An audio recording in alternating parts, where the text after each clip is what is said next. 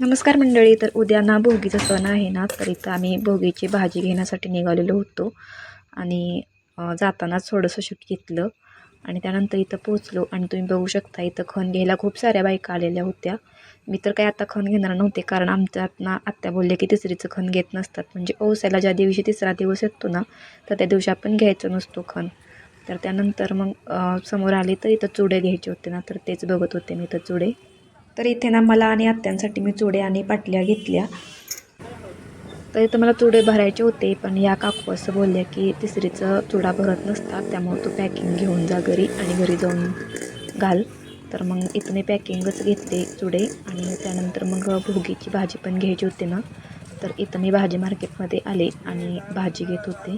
तर इथं भोगीसाठी लागणाऱ्या आपल्याला भाज्या असतात ना, तर त्या सगळ्या भाज्या मी घेतल्या. इथे एकाच ठिकाणी मला छान भाज्या भेटल्या आणि त्यानंतर भाज्या वगैरे घेऊन झाल्या आणि त्यानंतर मला शार्वीसाठी बोरणांचं साहित्य पण घ्यायचं होतं ना, तर ते पण घेतलं आणि मग आलो घरी. तर असा होता माझा छोटासा व्हिडिओ. आवडला असेल तर लाईक करा. बाय.